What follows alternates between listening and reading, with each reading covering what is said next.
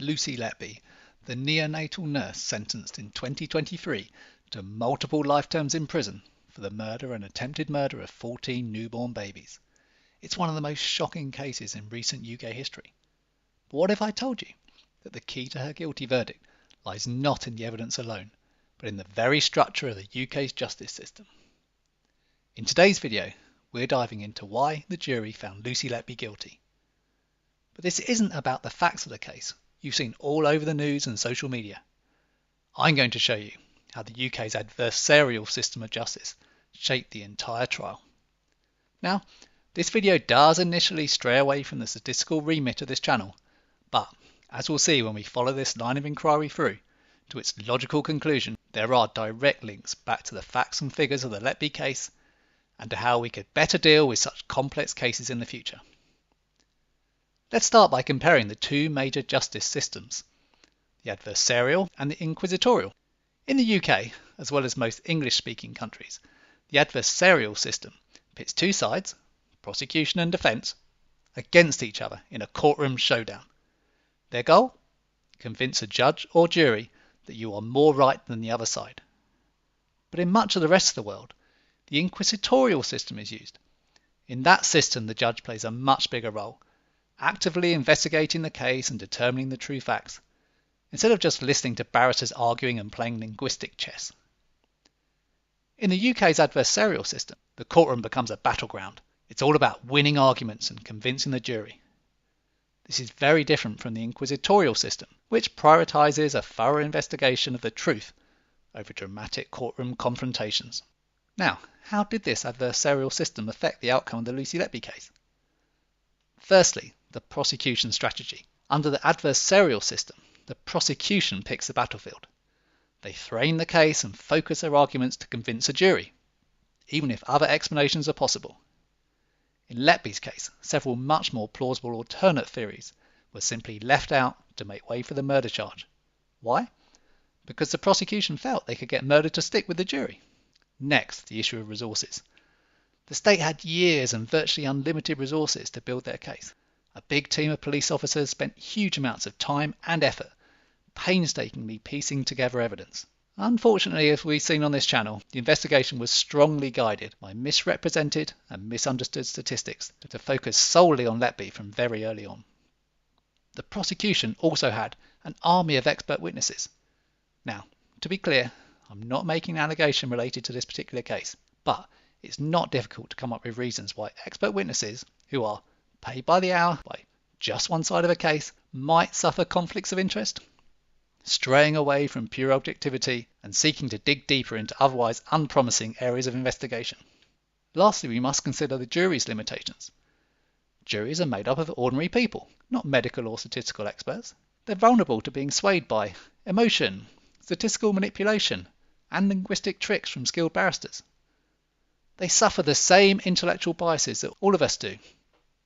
In a case as complex as Lucy Letby's, with intricate medical evidence backed up by a central probability argument, can we really expect the jury to grasp every detail?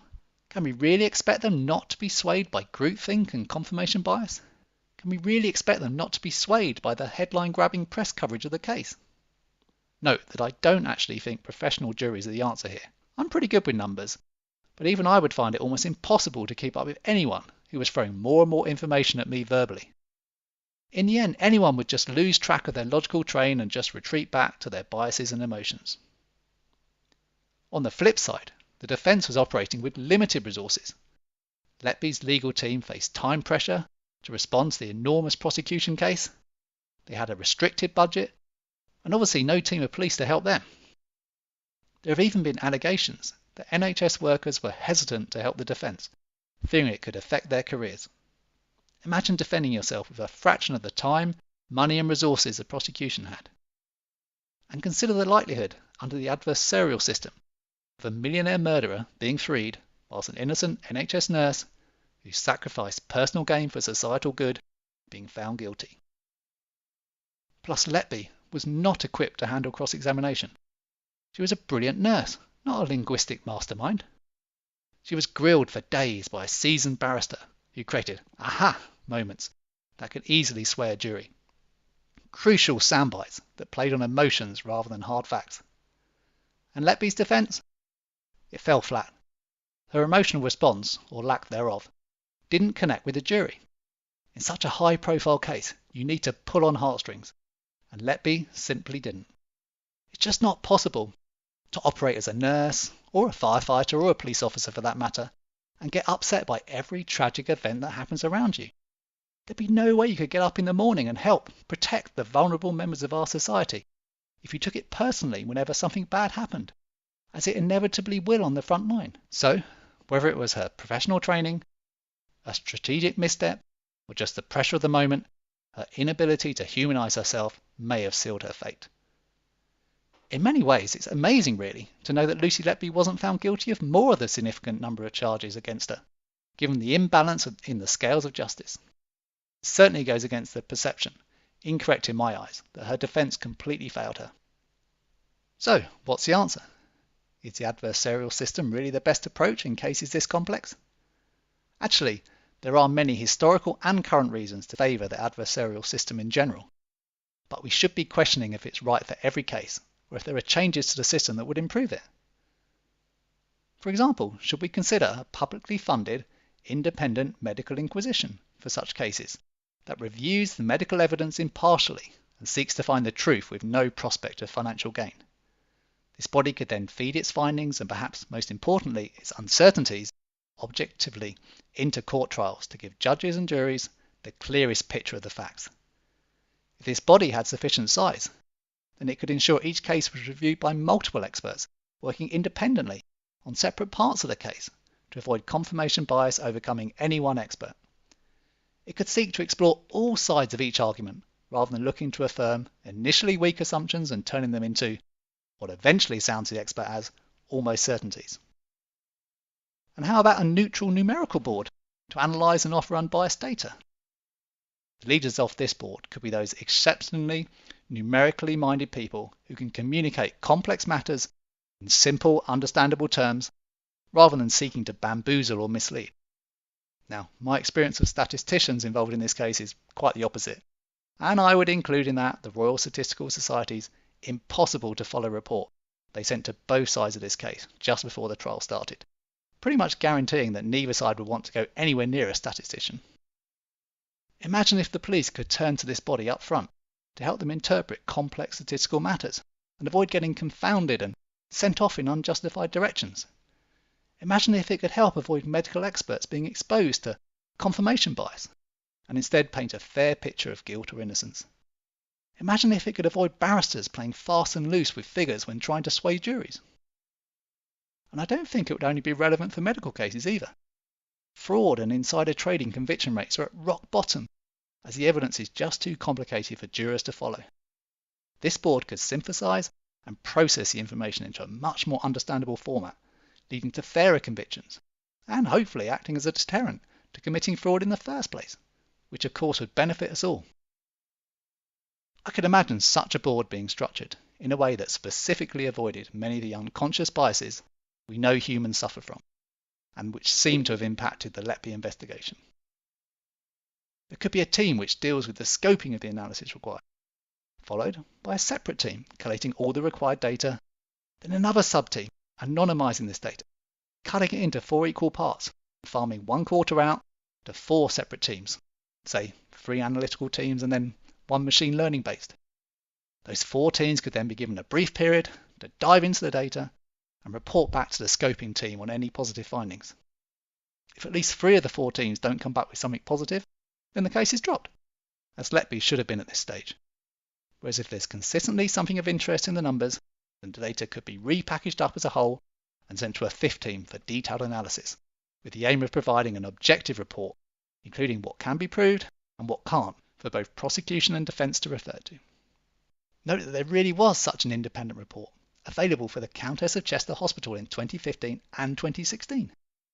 The MBR Race UK reports were available years before this case came to court, and had already showed neonatal mortality at the Countess of Chester Hospital was not exceptional in 2015 or 2016.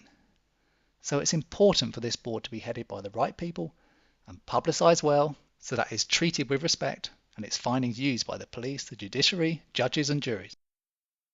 If NHS staff knew that their concerns would be fairly investigated by such a board, then they would be much more likely to engage with it. Right now, in my opinion, NHS staff watching the Letby case unfold must be terrified of any kind of analysis of mortality experience in their hospital. But this type of insight is essential to constantly improving the care given to the most vulnerable members of our society. It's simply not possible to draw all the right conclusions when you are right up close to the action and emotionally connected to the outcomes.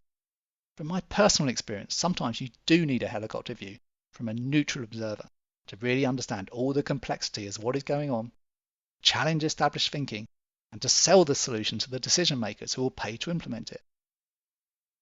My own objective review of the data also suggested, like the NBR Race UK reports, that neonatal mortality experience at the Countess of Chester Hospital in 2015 and 2016 was no more than a statistical quirk, and in my opinion, neither the police nor the prosecution have ever presented convincing statistical evidence to back up their view that there was a deliberate act involved.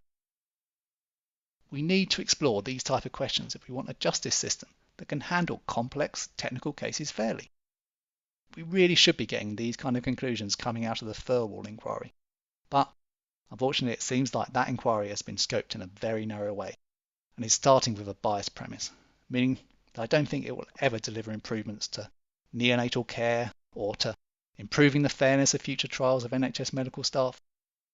To my mind, it will just waste a lot of time, waste a lot of money, put people off becoming NHS nurses, which is already an area where demand far exceeds supply, as well as prolonging the suffering of the parents of the babies impacted. Lucy Letby's guilty verdict wasn't just about what happened in that hospital ward. It was also about how the case was identified, investigated and tried. The adversarial system, with its battles of persuasion, unlimited resources for the state, and a jury of non-experts, played a huge role in her conviction. Whether you believe Letby is guilty or not, it's important to understand the system that shaped this outcome. Given the enormous cost of the adversarial system in terms of police resources, expert witnesses, solicitors, barristers, judges and juries, I think my proposed changes would actually be cheaper and quicker as well at delivering fairer outcomes. Drop a comment below. Do you think the UK should reconsider how it handles these type of cases? Would you be in support of my proposal to create 2 new independent publicly funded bodies? What would you do differently to ensure fair outcomes and maximum use of resources? By the way, do you like the thumbnail? Don't you think it looks a bit like an illustration of Agatha Christie's Poirot you might get in a book bought at a pound shop? Reminds me that there's been some underhand name calling from the prosecution recently, which is a little sad. Let's try to keep things professional and polite, everyone. We're just here to seek the truth and to protect the innocent. And if you haven't seen it yet, I now have a page where you can buy me a coffee. In effect, help financially support this channel.